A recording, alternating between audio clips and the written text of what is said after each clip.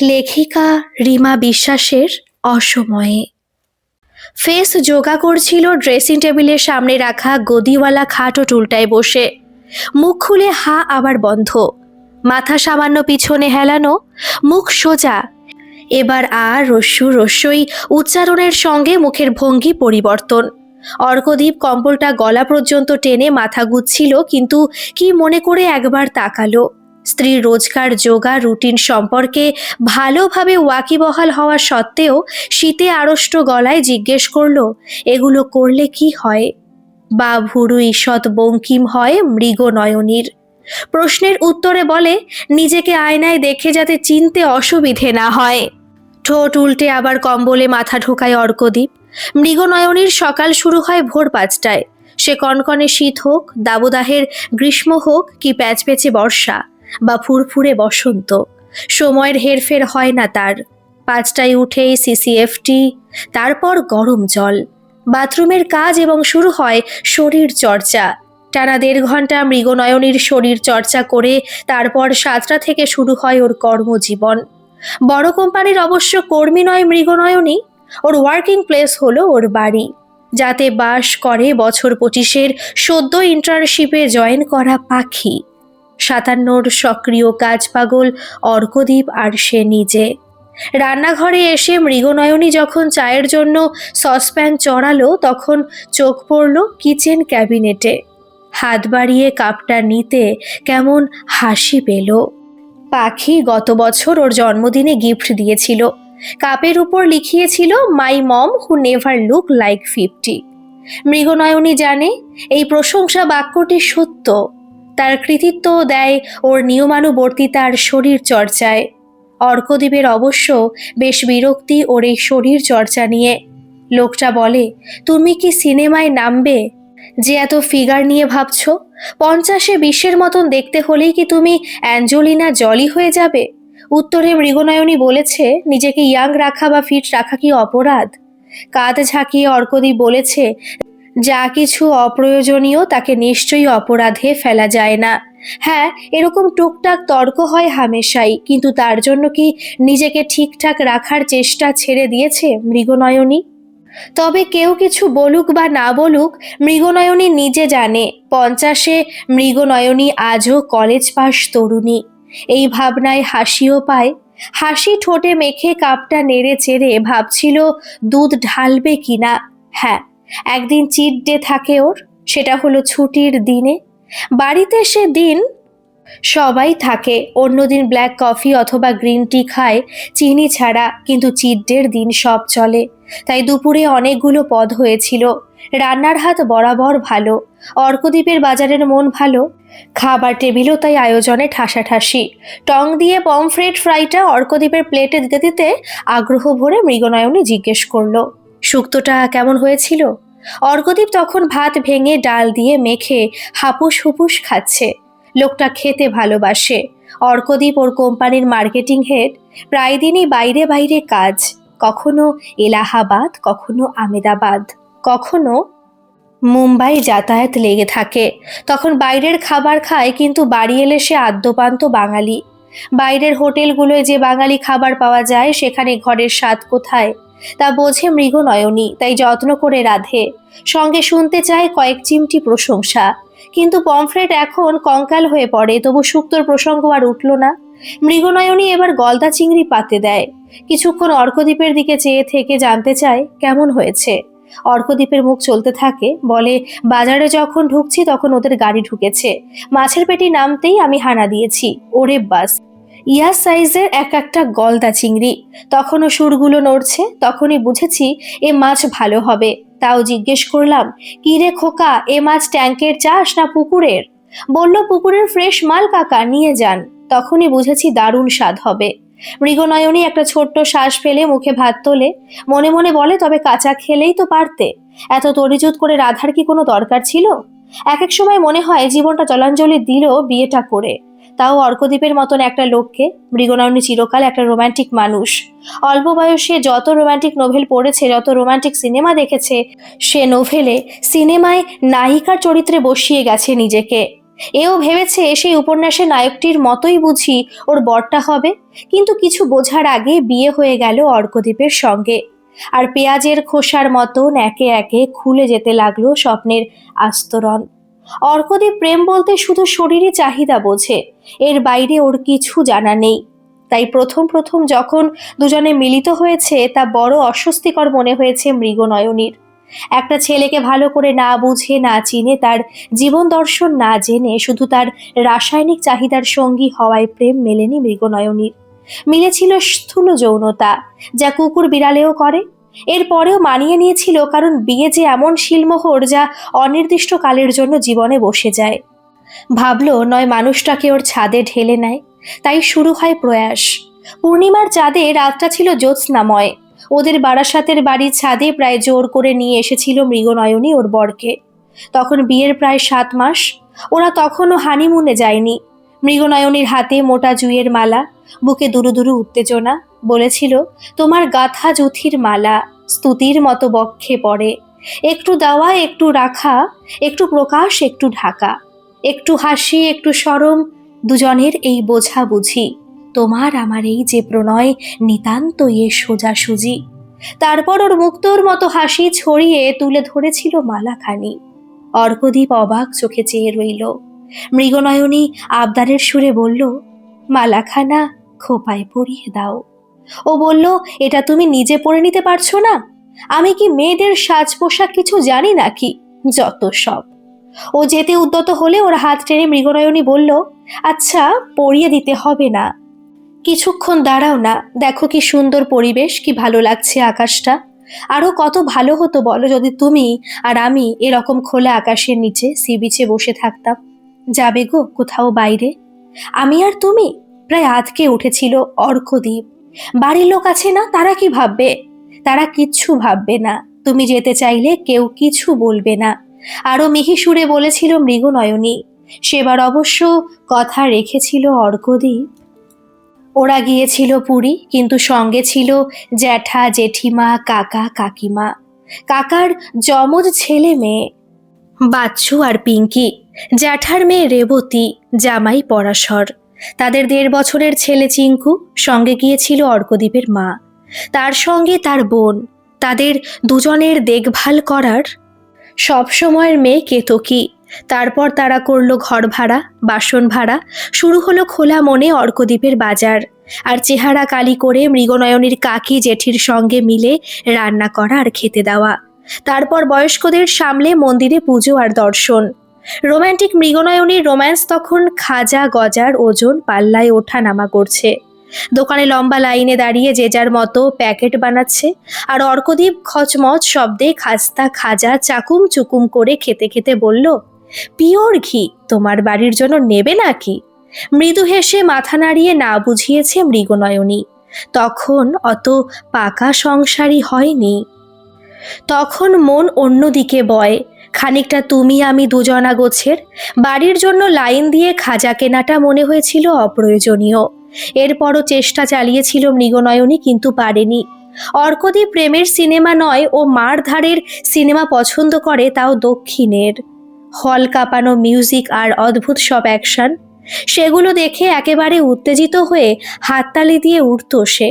আর গান শুনতো না, দেখতো। লিরিক্সে মন নেই, মন নর্তকের দেহ ভঙ্গিমায়। হ্যাঁ, তাও শিল্পই, কিন্তু মনের সঙ্গে মনের তার যে সূত্রে বাঁধে তা তো শব্দ বাক্য দিয়ে গাঁথা একটা অর্থপূর্ণ অভিব্যক্তিতে। তাই বিফল প্রচেষ্টা একসময় অবসর নিয়ে নেয়। এর মধ্যে মেয়ে চলে আসে মাঝে। তার পিছনে সময় দিতে দিতে মৃগনয়নী 50-এ এলেও নিজের সত্তা থেকে বেরিয়ে আসতে পারেনি আজও।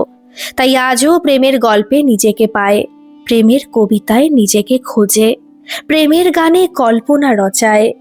যদিও অর্কদীপ আজও সেরকমই রয়ে গেছে যেরকমটা ও ছিল। মানুষ সাধারণত বদলায় না। ছুটির দিনগুলোতে অর্কদীপ এক পেট খেয়ে নাক ডেকে ঘুমোয়। এখন সে 57, মাথার চুল প্রায় সাফ, চামড়ায় শৈথিল্য এসেছে, চর্বি স্থান নিয়েছে তার অনুকূল অবস্থান বুঝে। অল্প বয়সে অর্কদীপ যে বিরাট আকর্ষক পুরুষ ছিল তাও নয়। চওড়া কপাল, ফোলা নাক, পুরু ঠোঁট, হালকা চুল আর শ্যামলা রঙের সচরাচর দেখা যায় এমন ছেলে, কিন্তু একটা বিশেষত্ব ছিল ওর, তা ওর স্মার্টনেস আর শার্পনেস। কথা বলার স্টাইল, শব্দ উচ্চারণ, বুদ্ধিদীপ্ত উত্তর যে কোনো মানুষের দৃষ্টি আকর্ষণ করবে। সে আকর্ষণ ওর মধ্যে আজও আছে, কিন্তু বড় অদ্ভুত একটা প্রশ্ন যেন কখনো কখনো নিজেকে বড় দংশায়। তা হলো, মৃগনয়নীর প্রেম কি অর্কদ্বীপ? হ্যাঁ, ও নিশ্চয়ই ভালোবাসে লোকটাকে, কিন্তু ভালোবাসা আর প্রেমের মাঝের সূক্ষ্ম একটা তফাৎ আছে, তা মৃগনয়নী বোঝে। ভালোবাসা যায় মা বাবা থেকে, বাড়ির পুরনো ভৃত্য থেকে, রোজ দৌড়ে আসা নেড়ি কুকুরকেও, কিন্তু প্রেমের ভিতর যেন জড়াজড়ি করে থাকে প্রেমিক প্রেমিকা, যারা একে অপরের আবেগে ঘনীভূত হয়ে একসময় নিজেদের পৃথক সত্তা বুঝি বা ভুলতে বসে। যেখানে অন্য কারো প্রবেশ নিষিদ্ধ, যেখানে থাকবে মান অভিমান, কিন্তু থাকবে না শুধু অপমান। এরকম কিছু একটা কল্পনায় ছিল মৃগনয়নীর, যার বাস্তব রূপ পায়নি। তবে আজকের মৃগনয়নী নিজেকে নিয়ে ভালো আছে। মেয়ে এখন ইঞ্জিনিয়ারিং পড়তে পড়তে ইন্টার্নশিপ করছে। অর্কদ্বীপের স্বাস্থ্য এখনো ভালো, শুধু যা ওজন বেড়ে সম্প্রতি হাঁটু ব্যথার সমস্যা দেখা দিয়েছে। আর্থিক সঙ্গতি ওদের ভালো, মাঝে মধ্যে বন্ধুদের সঙ্গে বেরিয়ে পড়ার স্বাধীনতা, আত্মবিশ্বাস দুইই আছে। অর্কদ্বীপেরও কোনো বাধা নিষেধ নেই, নিজে একটা বুটিক চালায়, ওর যাবতীয় খরচ সেই বুটিকের টাকা থেকেই উঠে যায়। বাবা তার বাড়ির একটা অংশ লিখে দিয়েছিল ওর নামে, সেই পোর্শনের কিছুটা ভাড়া খাটিয়ে বাকিটায় রেনোভেশন করিয়ে বুটিকের কাজ শুরু করেছে। অনলাইনে যখন লাইভ আসে তখন ভালো সেল হয়। ডিজিটাল দুনিয়ায় বলতে গেলে মৃগনয়নী ক্রিয়েশনকে অনেকেই চেনে। আর এই মৃগনয়নী ক্রিয়েশনে দুদিন আগেই এসে হাজির হলো পাখির নার্সারি স্কুলের সময়কার দুই বন্ধু, ঋষিকা আর বিনতা। মেয়েদের বন্ধুত্ব না থাকুক, মায়েদের বন্ধুত্ব আজও অটুট। ওরাই বলল এবারের ট্রিপ গোয়া। শুনে মন সমুদ্রের ঢেউয়ের সঙ্গে তরঙ্গায়িত হয়ে উঠেছিল। তাই ব্যাগ প্যাক করে একটা ফ্লাইটে ওরা তিন বন্ধু এসে পৌঁছেই গেল গোয়া। হোটেলের বিচ এরিয়ায় যখন তিন বন্ধু ইজি চেয়ারে শরীর ছেড়ে হাতে পিনা কোলাডা নিয়ে বসে, রোদ, ঢেউ আর নীল আকাশের মাঝে নৈসর্গিক দৃশ্যে ভাবুক, তখন এক পুরুষ কণ্ঠে তিনজনে সচকিত হলো প্রায় একসঙ্গে। খাকি রঙের শর্টস, গায়ে ফ্লোরাল প্রিন্টের হাওয়াই শার্ট যার একটা বোতামও লাগানো নয়, পেটের অ্যাবস স্পষ্ট, টানটানে চওড়া বুক, সুদীর্ঘ কাঁধ, লম্বা গলা, চিবুক তীক্ষ্ণ, নাক ধারালো, গায়ের রং মাজা, গালে বাদামি দাড়ির হালকা প্রলেপ, চুল বাদামি, চোখ কটা, মাথায় সাদা রঙের হ্যাট। চেহারা বলছে বিদেশি, এশিয়ার কোনো দেশ নয়, আমেরিকানও নয়, তবে ইটালিয়ান বা গ্রিক হতে পারে। ছেলেটি বলল, good afternoon ladies, I hope you are all enjoying our welcome drink. ছেলেটির বয়স আন্দাজ করা যাচ্ছে না। ঋষিকাই আচমকা আবির্ভূত কামদেবের অবতারকে দেখে কেমন ভোতা হয়ে গিয়েছিল, মুখ হাঁ করেছিল, তারপর ইংরেজি আর হিন্দি মিশিয়ে জগাখিচুড়ি করে বলল, হাম লোগ হ্যাভিং ফান। ওর তুলনায় বিনতা বেশ চটপটে, বলল, মে we get to know who this handsome guys. ছেলেটি এক অদ্ভুত ভঙ্গিতে হাসল, বিনীতভাবে বলল, I am the manager of this hotel, madam. Please call me whenever you need anything, ladies. Rishika পিনা কোলাডার ক্রিম মাখা ঠোঁটে জিজ্ঞেস করল, I have a question, mister manager. Yes ma'am. সে একইভাবে বিনীত, কিন্তু একটা দুষ্টু হাসি ঠোঁটে তার বিরাজমান। Are you Goan? Your looks don't say that. ম্যাডামরা তো মনে হচ্ছে কলকাতা থেকে আসছেন। গ্রিক পুত্রের বাংলায় প্রশ্ন, আর সঙ্গে সঙ্গে তিনজনের হক চকিয়ে যাওয়ার পালা। গ্রিক পুত্রের মুখে চলতি বাংলা! ঋষিকা ওদের তিনজনের দিকে চেয়ে বলল, এই বলে কি রে? ছেলেটি হাসল, আমার বাবা এখানে এসে বিজনেস স্টার্ট করে। ওনার রেস্তোরাঁ ছিল একটা, এখন অন্য লোকে চালায়, তবে আমার মা পর্তুগিজ ছিলেন। চোখ গোল করে তাকায় ওরা একে অপরের দিকে। বিনতা ফিসফিস করে বলে, হাইব্রিড। তারপর জিজ্ঞেস করে, তুমি এমন বাংলা বলো কি করে? ছেলেটি হাসলো, বলল, একদিনে সব বলবো। By the way, I am Sagar, Sagar Basu. মায়ের ইচ্ছে ছিল নাম হবে সের্জিও, বাবা সেটাকে দেশীয় রূপান্তর করে ছেড়েছে। ছেলেটি একবার শুধু তাকিয়ে হেসেছিল মৃগনয়নীর দিকে। বেশ লাগলো ছেলেটাকে, এমন কুল ম্যানেজার এর আগে তেমন ওরা কেউ দেখেনি। এরপর প্ল্যানিং মতো বাইকে রাইডে গেল অঞ্জুনা ফ্লি মার্কেটে। হোম ডেকোরের জিনিসগুলো বড় সুন্দর, সবই হাতে করা। আরো কত কি চোখ ধাঁধানো জিনিস ছড়িয়ে বাজারময়। বিনতা কুর্তি আর পোশাক দেখে প্রায় পাগলের মতন দরদাম করতে শুরু করেছে। মৃগনয়নী দেখছিল হ্যান্ডমেড হাতের চুড়িবালা। আর তখনই কেউ যেন একেবারে কানের কাছে এসে বলল, evil eye protection bracelet is perfect for you. ঘুরে তাকিয়ে একেবারে অপ্রত্যাশিতভাবে হতবাক হয় মৃগনয়নী। সাগর দাঁড়িয়ে ওর পিছনে। এখন পরনের সাদার ওপর নীল ছোপ ছাপ হাওয়াই শার্টের বোতামগুলো সবকটা লাগানো, আর প্যান্টটাও ফুল সাদা ফকফকে। হেসে ভুরু নাচিয়ে বলল, কি মনে হয় ফলো করছি? মৃগনয়নী চোখের সানগ্লাস মাথায় তুলে বলল, ফলো করে পস্তাতেই হবে। আমরা 3 মহিলা কিন্তু কন্যার দলে পড়ি না। Hope you understand that much Bangla. 1000 বছর ধরে পথ হাঁটিতেছি আমি পৃথিবীর পথে, সিংহল সমুদ্র থেকে নিশীথের অন্ধকারে মলয় সাগরে। চোখ গোল হয়ে যায় মৃগনয়নীর। ও ছেলে, তুমি বলো কি? তবে মা পর্তুগিজ হয়ে সুকুমার রায়ের কবিতা পড়ে, আর আমি আধা বাঙালি বলে কি ভাবছেন? আরে ম্যাডাম, বাংলা, ইংলিশ, কোঙ্কানি, অল্প স্বল্প মারাঠি আর একটু আধটু পর্তুগিজ বলতে পারি। My goodness!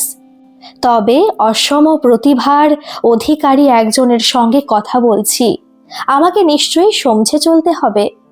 O no, I am as simple as a child. হাতের ব্রেসলেটটা মৃগনয়নী নামিয়ে রাখলো। একখানা হালকা কমলা রঙের বিটসের হার তোলে Sagar. Don't you think it's cool? Yeah, good for your girlfriend. এটা আপনাকে মানাবে। হারটা প্যাক করে ও বলল, ইটস এ গিফট। বেশ অবাক হয়ে মৃগনয়নী বলে, আচ্ছা, সত্যি কি তুমি আমাদের ফলো করে এসেছো? মাথা চুলকে দুপা সামান্য টোয়ের ভরে উঁচু করলো মাত্র সাগর। চোখ সরু করে হেসে বলল, যদি বলি ইয়েস, বাট হোয়াই? এবার চুপ করে রইল সাগর, মাথা পায়ের নিচের বালির দিকে। এর মধ্যে ওকে দেখতে পেয়ে ছুটে এসেছে ঋষিকা আর বিনতা। একসঙ্গে হাউমাউ করে বলল, ওমা, কি ভালো হোটেল রে! ম্যানেজারকে আমাদের শপিং ব্যাগ ক্যারি করবার জন্য পাঠিয়ে দিয়েছে। কথাটা ঈষৎ রাঙা হলো সাগরের মুখ। বিনতা বলল, কি ম্যানেজার সাহেব, নিশ্চয়ই গার্লফ্রেন্ডকে ঘোরাতে আসা হয়েছে। Where is she? Please introduce her to us. লাজুক মুখে সাগর বলল, না, অ্যাকচুয়ালি আমি এদিকে একটা কাজে এসেছিলাম। আর গোয়ার সব ছেলেদেরই কি গার্লফ্রেন্ড থাকে? ডোন্ট লাই সাগর, তোমার মতো হট অ্যান্ড হ্যাপেনিং ছেলের আবার গার্লফ্রেন্ড থাকবে না? ভাই, মেয়েদের একটা লম্বা লাইন থাকবে তোমার পিছনে, কিন্তু তাদের মধ্যে কজনের চোখে পাখির নীড়ের শান্তি পাওয়া যায়? বিনতা আর ঋষিকা একসঙ্গে সুর করে বলে ওঠে, হোয়াট? সাগর তাকায় মৃগনয়নীর দিকে। আর কি আশ্চর্য, এই 50 বছর বয়সে তারুণ্যে ভরপুর ছেলেটার চাহনি ওর বুকের ভিতরের বিদ্যুৎ খেলিয়ে দেয়। মুহূর্তে নিজের সত্তায় যেন এক ভূমিকম্প হয়।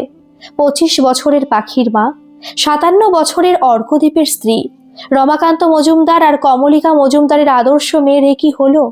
এমন কম্পন কি নৈতিক? হোটেলে ফিরে মাথার ভিতর ভর করে রইল সাগর। ওকে ভুলতে চাইলেও ভুলতে দিচ্ছে না বিনতা আর ঋষিকা। ঘুরে ফিরে ওরই প্রসঙ্গ টেনে আনছে 2 মহিলা। বিনতা বলল, এরকম ছেলে সময় থাকতে পাই না কেন রে? তাহলে ভগবান বোঝাবে কি করে? দেখ কি মিস করলি। আর পাকামি করে ক্লাস 8 থেকে প্রেম করবি? তারপর হাসিতে লুটোপুটি খায় ওরা। হোটেলে ডিনার পার্টি ছিল, ওরা আগের থেকে টিকিট কেটে নিয়েছিল। ডিনার স্যুটে দূর থেকে সাগরকে হলিউড স্টারের মতো দেখাচ্ছিল। বেশ ব্যস্ত ছিল সাগর। ও কতটা ওদের দিকে তাকিয়েছে তা না বোঝা গেলেও মৃগনয়নী বারে বারে খুঁজেছে ওকে, কিন্তু কেন? সব জেনে বুঝে আকর্ষণের মানে।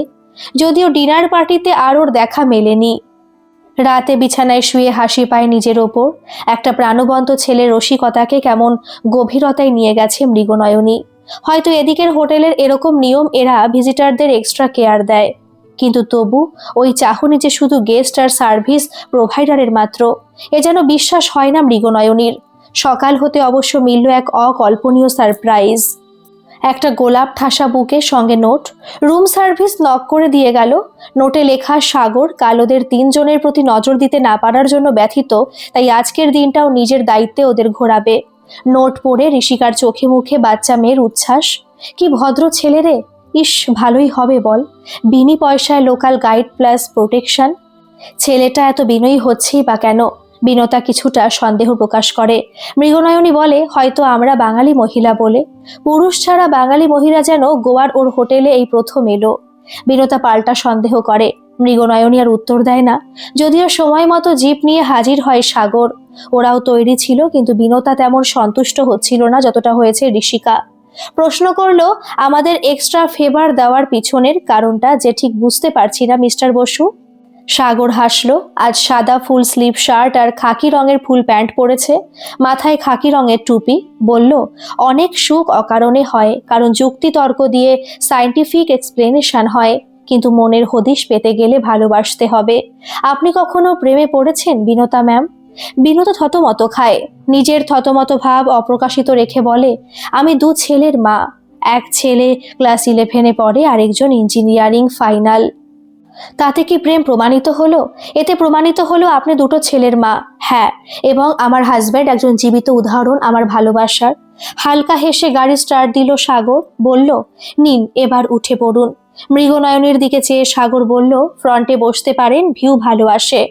মৃগনয়নীর শরীরে হঠাৎই যুবতীর আড়ষ্টতা, কিন্তু এড়িয়ে গিয়ে বলাও তো যায় না আমি পিছনেই নয় বসি, তাই সামনের সিটেই বসলো।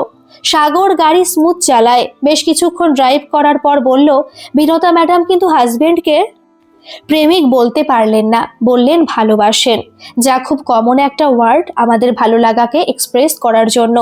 তাই এই যেমন কেউ বলে আমি সমুদ্র ভালোবাসি, কেউ বলবে পাহাড়, কেউ বলবে ডাল ভাত খেতে ভালোবাসি, কেউ বলবে বিরিয়ানি, কেউ বলবে কবিতা, আবার কেউ গান। কিন্তু প্রেম, প্রেম সর্বজনীন নয়, খুব ব্যক্তিগত। বলতে গেলে শুধু আবেগের সঙ্গে একটা সূক্ষ্ম তারের সংযোগ। সে তোমার বয়সের ছেলেপিলের থিঙ্কিং, কিন্তু আমাদের মতো মাঝপথের পথিকদের নয়। বিনতা কিছুটা রূঢ়। ঋষিকা বিস্ময়ে বলে, কিন্তু কথাগুলো ডেপথ আছে। নো ডাউট ডেপথ আছে, আমি এত ভাবিনি। সাগর হাত স্টিয়ারিংয়ে রেখে তাকায় মৃগনয়নীর দিকে। আপনার কোনো ওপিনিয়ন নেই এই ব্যাপারে? কি বলবে মৃগনয়নী? যা ওর সারা জীবনের চিন্তন তাই তো বলল ছেলেটা, কিন্তু ওর কাছে কি নিজেকে মেলে ধরা উচিত হবে? ছেলে মানুষই মনে হবে না, তাই বলল, প্রেমে পড়া হয়তো সোজা, কিন্তু আজীবন একই মানুষের প্রেমে থাকা কঠিন, বলতে পারো অসম্ভব। তবে তা প্রেম নয়। সোজা সাপটা বলে গাড়ির গতি বাড়ায় সাগর। তারপর হয় আরেক কাণ্ড। সাগর স্কুবা ড্রাইভিং এর ব্যবস্থা করেছে। জল ভালো লাগলেও একেবারে জলের তলে ডুব দেওয়ার সাহস নেই মৃগনয়নীর। এদিকে বাকি দুজন ভীষণভাবে উদ্গ্রীব। ট্রেনার তাদের সবকিছু বোঝাচ্ছে। মৃগনয়নী বলেছিল যাবে না, কিন্তু হঠাৎ একটা বলিষ্ঠ হাত শক্ত করে চেপে ধরলো ওর হাতের মুঠোয়। বলল, তুমি আমার সঙ্গে যাবে? তুমি? না আপনি সম্বোধন, না কোনো দ্বিধা না জড়তা, যেন মৃগনয়নী ওর, যার উপর জোর খাটানো যায়। আর কি এক আবেশে মন্ত্রমোহিতের মতো ওর পিছু নিল মৃগনয়নী। কস্টিউম বদলে পাড়ি দিল সমুদ্রে। স্বচ্ছ নীল জল, এ অদ্ভুত জগৎ সেখানে। সামুদ্রিক গাছ, কচ্ছপ, মাছের ঝাঁক, শঙ্খ, সব জেটে নীল চারপাশ, যেখানে সূর্যের রশ্মি শুধু অস্তিত্বের জানান দেয়। মৃগনয়নী ভয় পাচ্ছিল।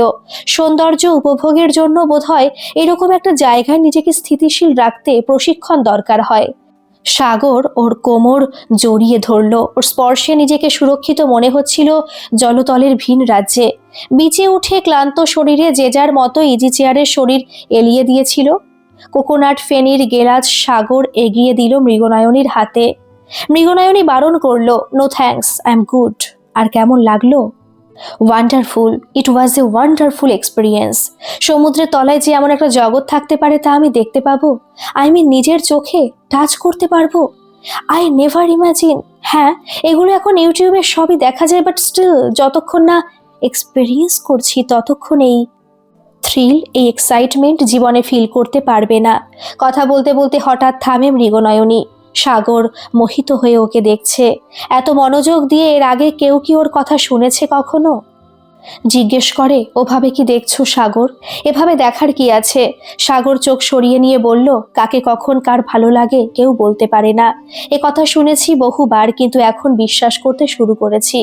বাই দ্য ওয়ে, তোমার বার্থডে কবে? 27th of July। ক্যান্সার, খুব ইমোশনাল নিশ্চয়ই। বাবা, তুমি অ্যাস্ট্রোলজি জানো দেখছি। হাসলো সাগর। নিজের গ্লাসের ফেনি শেষ করে উঠে পড়ল।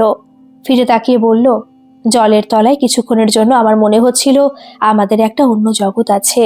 সেখানে we are very close to each আদার।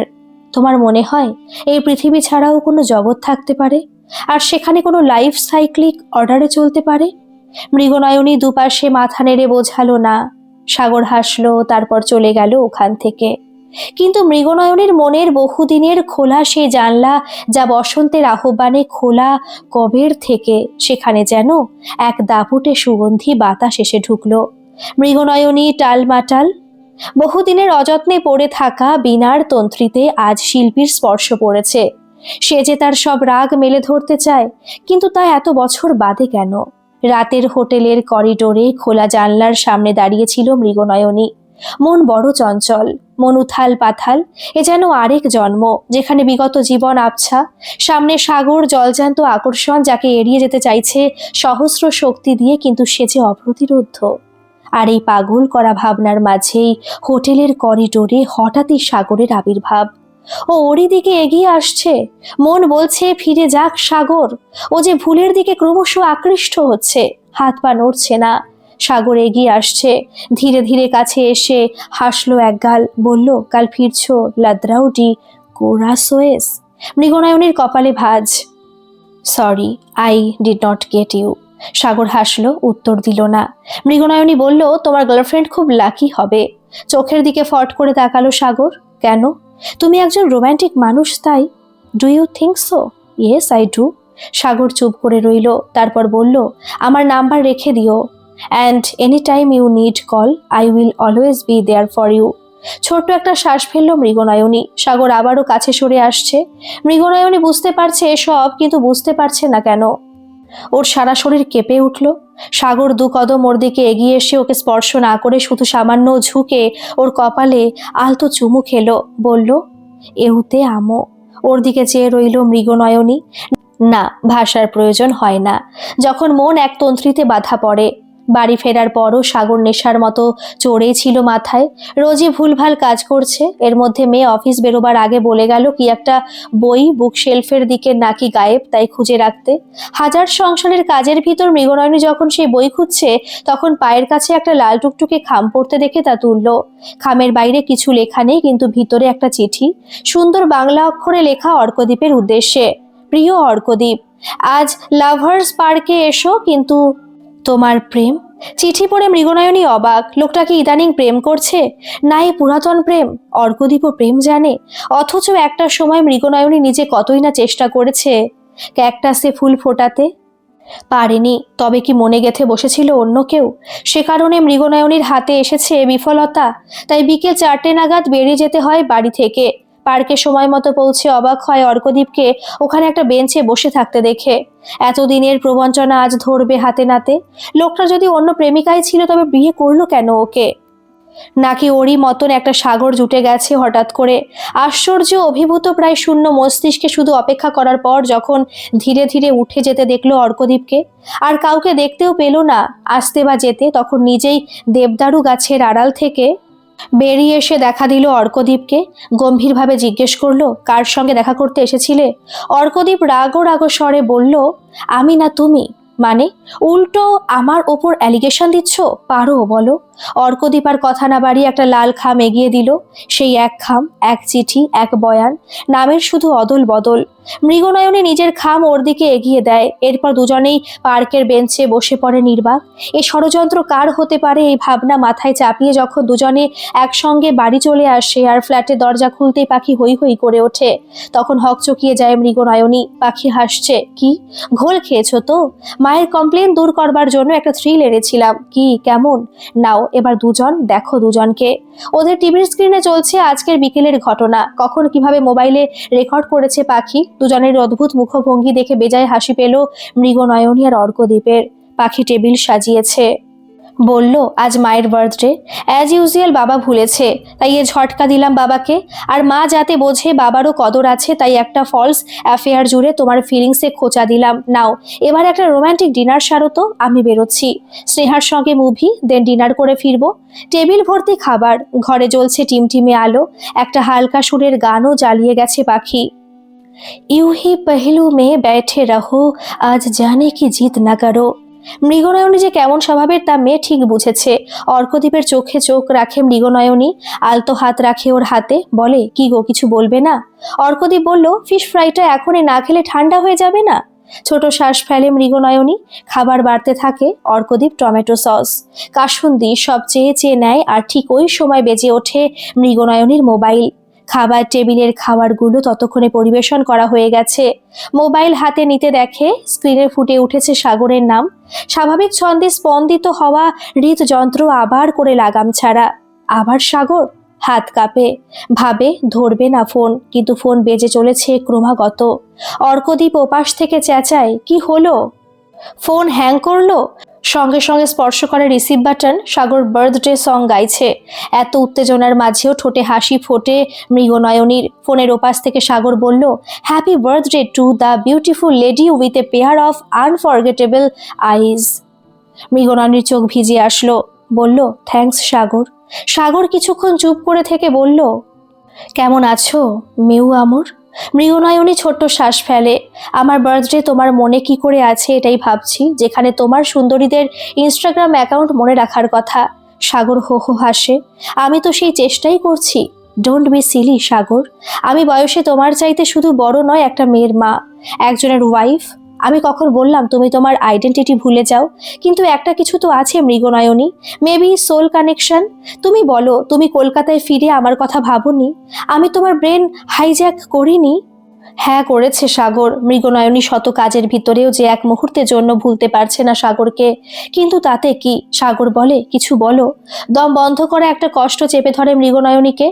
ওপাশ থেকে অর্কদীপ এবার চেঁচায়, মাটন কষাটা একটু গরম করো, একেবারে ঠান্ডা জল, ধুসে খাওয়া যায়?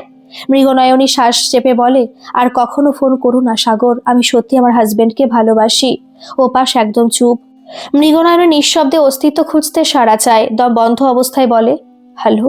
সাগর হাসলো, তবু বলতে পারলে না, আমার হাজবেন্ডই আমার প্রেমিক। ঝপ করে ফোন রেখে দেয় মৃগনয়নী। বিছানার চাদর আঁকড়ে ধরে আটকাতে চায় কান্না। কানে ভেসে আসে গান, ইউহি পেহেলু মে बैठे रहो আজ জানে কি জিদ না করো। ভিতর থেকে ঠেলে আসে প্রশ্ন, কেন? এই অসময়ে এই ডাক কেন? গল্পটি কেমন লাগলো অবশ্যই কমেন্ট করে জানাবেন, আর ভালো লাগলে একটা সাবস্ক্রাইব করে আমার পাশে থাকবেন। ধন্যবাদ।